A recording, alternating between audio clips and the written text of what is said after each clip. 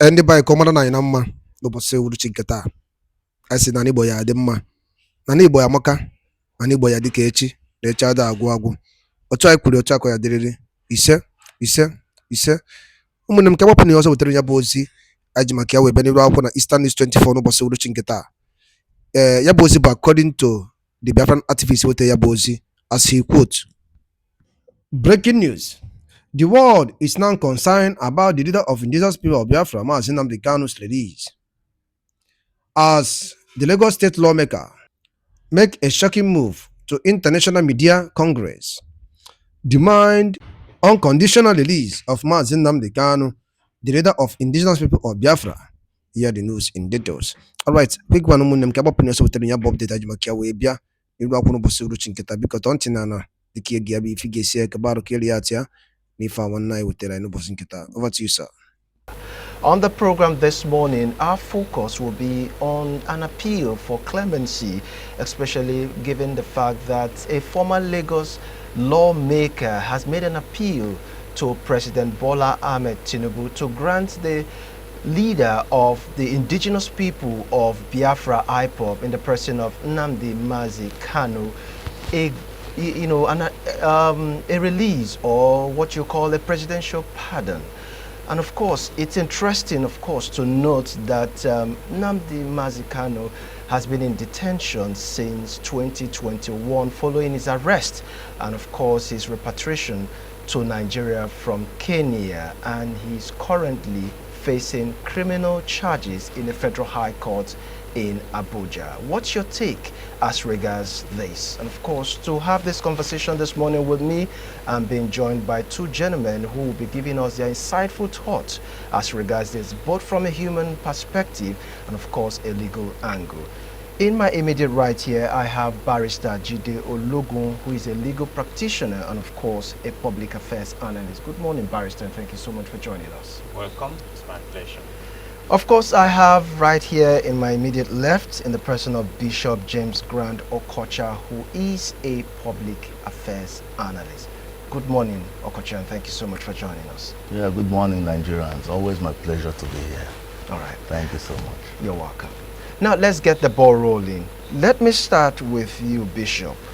What's your view as regards the appeal for clemency by a former Lagos lawmaker for the release or presidential pardon to the IPOB leader, Nnamdi Kanu? Okay, thank you so much. Like you said in the introduction, I'll be speaking from, the humanity dimension of all these other things. Thank God we have a legal practitioner who will be, pushing us deeper, into, what the law says and all of that. Clemency, if you look at that word, it has eroded argument, whether right or wrong. Clemency is talking about pardon, all right? So when it comes to asking for pardon this person, that means let's forget about the issues around it and then let's just be human and handle this thing. But before we go further, I would like us to really understand a little bit of the guy in question, Nnamdi Kanu. If you look at 2012 precisely, Nnamdi Kanu was one of the few Nigerians that took a protest to British High Commissioner, in London. And if you look at that protest, he was speaking against the bombing happening in Borno State, not Aga State, not Enugu State. He has done so many advocacy about equal right and justice in the Nigerian state, all right?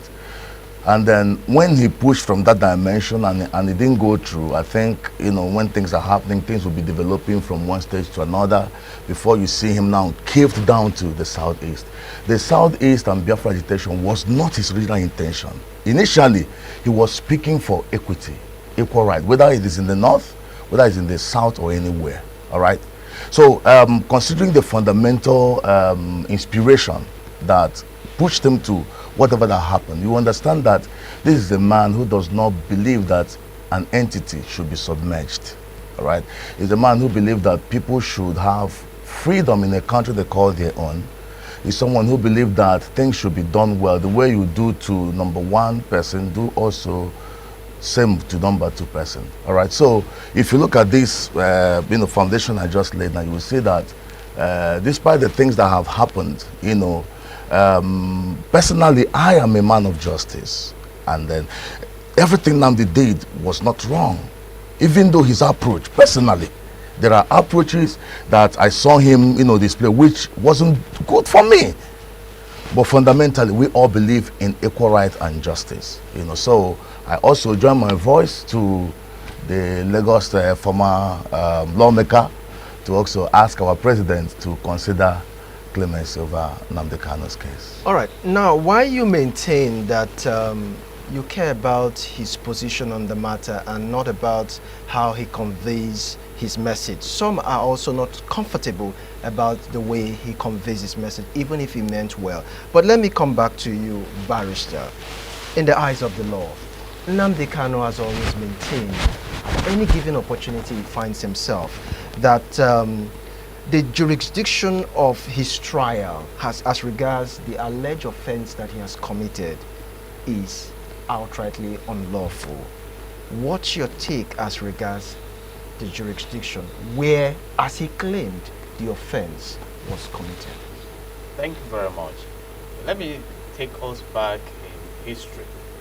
This issue of Nnamdi Kanu came to the front burner around 2015 when former President Muhammadu Buhari won the election as president. And it was then a matter of the Biafran radio. And I recall commenting on that issue, that there is a thin line between violence and peace, and that the way the matter was being driven, you may not tell when it becomes violent, and that is what we have seen in the southeastern part of the country right now. But in 2021, it was picked up in Kenya and brought to Nigeria in a very dramatic way, and he was charged to court for terrorism and other serious crimes, and he pleaded not guilty. But instructively, even the court has come to a conclusion that the way and manner he was brought into Nigeria was wrong. You see, and there had been decisions that release him, but government will quickly rush back, stay of execution. In fact, the Supreme Court even ordered that his trial should resume again. And he's been there with his own drama, the drama of his lawyers in court and things like that, the close down of business in the southeastern part of the country, then the linking of the insecurity in the southeastern part of the country to the release of Nnamdi Kanu. I mean, the invasion of his family house in the east, which made him to flee from Nigeria, then the senator standing in for him when he was granted bail. So all these things are dragged. Let's move out of the purview of the law and let me lay a foundation. The case of MKO Abiola was a pursuit of shadow when IBB and his friends annulled the most transparent, freest, fairest in every description of it that took place on June 12, 1993, which eventually led to his incarceration. Eventually, he died in the process. But shockingly, the former President Muhammadu Buhari decided to come out to say, we are not going to celebrate democracy on May 29. Let's bring it to June 12. He even accorded the highest office, the GCFR, to MKO Abiola, GCON to Ambassador Babagana Kingibe, his running mate, and GCON to Ganifa Emi, who fought vehemently. So Buhari took the shine.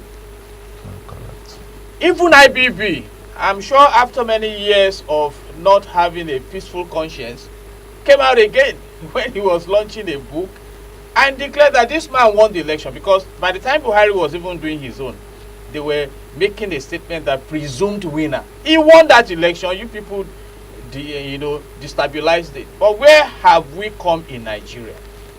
The president and commander-in-chief of the armed forces is empowered by Section 5 of the Nigerian Constitution 1999 as amended with the executive powers. Yes, he can release Nnamdi Kanu. He can, summon the Attorney General who will withdraw the matter from court. And I respect what Honorable Jude Idimogu is saying. That, and I don't want to be political about it, whether it will bring more votes for APC. That is a conversation that we're going to have. Exactly, the Southeast or not. Yes. But I believe, like Lord Heward said, which we learned in the Nigerian law school, that justice should not only be done, but clearly seem to have been done. I'm asking a question this morning, and God forbid, if Nnamdi Kanu passes away in the custody of the government, what happens? So, while we attend to that question, these are issues. While we attend to that question, Barrister, while we attend to that question, now, do you think, given your submission that you alluded to, that the manner or the way and manner in which he was, repatriated to the country, is it in violation of his fundamental human right? And do you think that a court of jurisdiction in Nigeria can try him on that offense? You see, I have mentioned this, that a court declared that the way he was brought to Nigeria was wrong. You see, but when a court makes a pronouncement, you can move to the appellate level. And the matter has gone all the way to Supreme Court. Supreme Court is saying, continue with the trial. In spite of his rights being infringed on in the way he was brought in such a controversial manner? Since 1963, when Nigeria became a republic, Supreme Court has remained the highest court in the land. Before then, you could further appeal to the Judicial Council Committee of the Privy Council of the UK. So if Supreme Court says continue with the trial, what will judiciary do? They are the alpha and omega, so to say, in the judicial circle. But I have said now, perhaps not overtly. The president is highly influential. Nobody stopped Buhari from doing what he did. If President Bola Ahmed Tinubu sits down today to say, let's look at these matters, let's look at justice, let's look at, synchronizing the nation, let's bring the sense of belonging to everyone. Because don't forget, the Southeasterners are still nursing the wounds of the Biafran War. They are still looking for the reconciliation. They are still perceived marginalization in the country. So what will it cost the country? Though it has to be with a caveat. Okay, if we release this man, how do you guarantee that there will be peace? And that is an area where I disagree with many analysts. You see, now, unfortunately, there is a culture of violence in the southeastern part of the country, which is totally alienated from Kanu as a person, that even if he is released, the government and the people will still need to do a lot of work to reverse that criminal tendencies, because people have gone into kidnapping, they've gone into different kinds of crime. And so, because an opportunity came for them to start that culture. And just as people get addicted to different things, some are already addicted to crime. So we have deep issues here.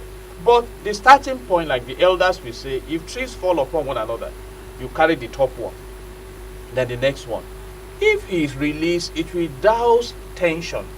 And I hope he also will be ready to move in the direction of that clemency. Because if you know the person of Nnamdi Kanu, a man who will tell his lawyer to shut up in court and challenge judge and things like that. You see, they say he who fights and runs away lives to fight another day.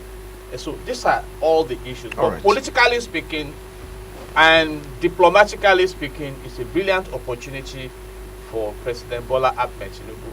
And if you ask me for my personal opinion, if the court has pronounced, whether it was knocked off later or not, that this man was illegally brought into the country by the government, I think justice should be done. All right. Now let me fall back to you, Bishop, to get the human angle from this. Yes, the lawmaker has made an appeal. And if from what you've just said, should be looked into. It's not a bad idea.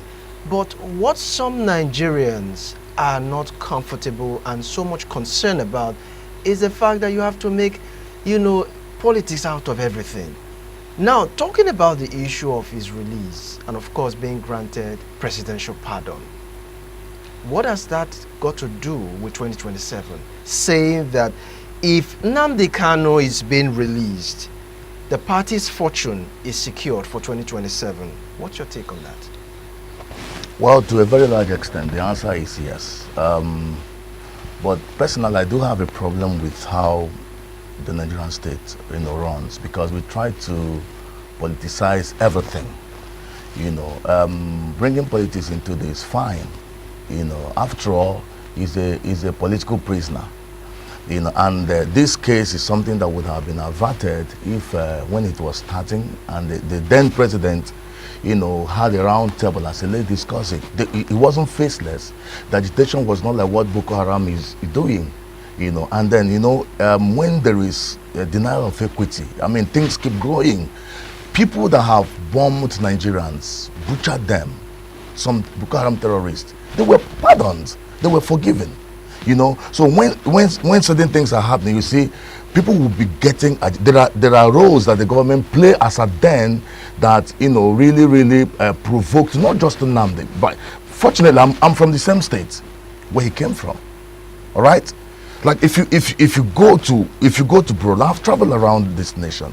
That's where you are having, people claiming that this place should not be, it should be ISIS, controlled area. But the kind of military check that you see in the east cannot be compared. In the east, there is a place, especially in Anambra State, you have to come down from a vehicle, raise your two hands as though it's a war situation. So there were certain steps that the government took then that were absolutely provocative, because everyone has emotion. All right? And these things, politically, there is a way you will still take that step, because the South is not liking the APC to an extent. Those years was because of the way they felt marginalized and treated. All right, and there is nobody you treat well that will not respond better. So if the president, releases him, I know he will score political points. So many people will be, will say, okay, since this our president right now, I think he's looking towards the direction of justice. Well, why don't we give him a chance? Okay, you have made your point, but we have to take the conversation further. But before we do just that, I hear we just have to go for a short break, and when we return, we'll take the conversation further. Please do stay. All right, thank you so much for staying with us. It's still your news and current affairs program, and we've been talking about the clemency appeal made by a Lagos lawmaker on behalf of IPOP leader Mazi Nnamdi Kanu, and we've been having several human and legal perspective through this particular conversation. Now let me go back to you, barrister. Please, for the sake of our viewing audience, this particular word seems more like a very big vocabulary, and would it like you to break it down in bits for those who are watching. Nnamdi Kanu currently is facing a criminal charge of criminal conspiracy and intimidation and membership of an illegal organization in Nigeria. Please, what do you make out of this? Recall that at a point, IPOP was declared as a terrorist group, and some argue, out of perception, that what about Boko Haram and ISWAP and things like that? But like I said, the president of this country, whoever occupies that office, has tremendous power, And when you look at those charges, they are heavy charges with heavy penalties. But interestingly, also, that some cases may just go on forever in this country. For instance, the case of Emefiele, I still don't know when it will end, whether it will run the whole course of this president's terms in office. And that is why he pleaded not guilty. And in the criminal justice ecosystem, those allegations must be proved beyond all reasonable doubt before he is convicted, which we call the burden of proof, the prosecutor, and then we call it presumption of innocence. under the Nigerian Constitution. So as we speak now, he's still presumed innocent. So You there's know? it. So are you saying that this is not a prima facie case, as the case may be? Even when you have a prima facie case, you still need to prosecute to come to a conclusion. And that's why many are worried that with all the allegations against Donald Trump, he still became the president of America. That is the law for you. I will give you an instant case which we mentioned in this wonderful studio. The case of the former governor of Ekiti State, Ayodele Bayoshi, who submitted himself to EFCC on allegations of corruption. He even printed a t-shirt. And he returned some money to EFCC. So if you have not stolen, why are you returning money? But recently, after many years, he has been discharged, acquitted and discharged for lack of diligent prosecution. So if you don't prosecute the case, what happens? So those are allegations. But now, let me go back to one of the points that the former legislator in Lagos State, Honorable Achiwogu, mentioned, that the Eastern leaders should speak with one voice. And I agree with that. And I have also raised this issue in this studio. When Igboho was apprehended in Benin Republic, how was he released? I mean, you need to study diplomacy. I mean, it's a big question. He was also in a similar situation under former President Muhammadu Buhari. How was Igboho released? Now, when some Yoruba agitators came up, this one Yoruba nation, the Southwesterners rose up and dealt with them that no, don't turn our region to a violence region. So there are several issues here. We have 109 senators, 360 House of Press members. The southeastern part of the country is represented by legislators at the national level. Can they advocate for the release of Nnamdi Kanu? We have, you know what I mean? We have governors in the southeastern part of the country. It's called lobbying. And I have said it, the window is open for Nnamdi Kanu to be released. All we need to do is for the Attorney General to say, okay, we are no longer proceeding with this matter. It has happened before. Even when somebody is convicted, you remember the case of Dariye, the former governor of Plateau State. I was in the Supreme Court the day the Supreme Court confirmed his conviction. But he was granted a state pardon. So there is enormous power to fly this through. And it will, to a large extent, douse the tension in that part of the nation, even though we still need to deal with the symptoms of crime that are pervasive there.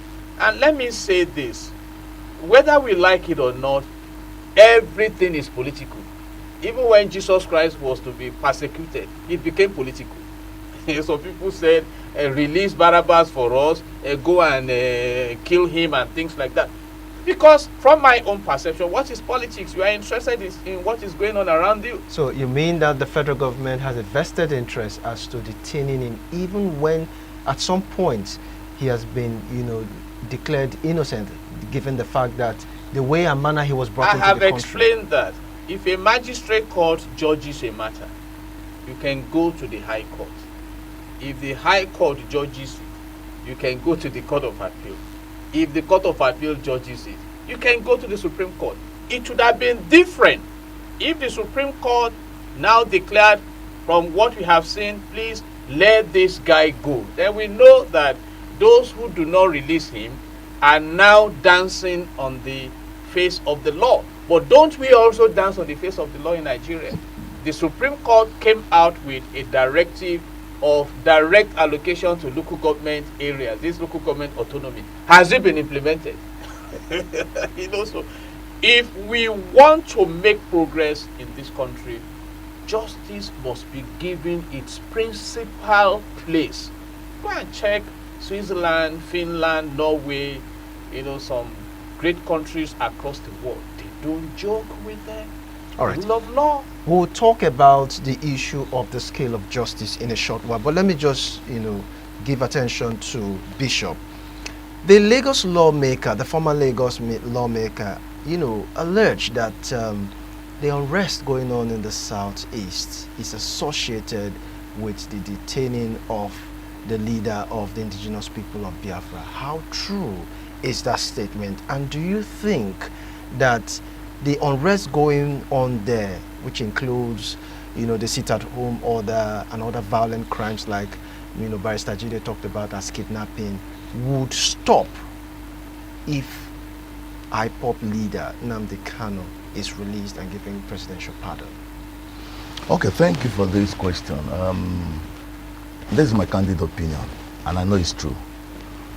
To a very large extent, there will be serenity in the southeast, to a very large extent.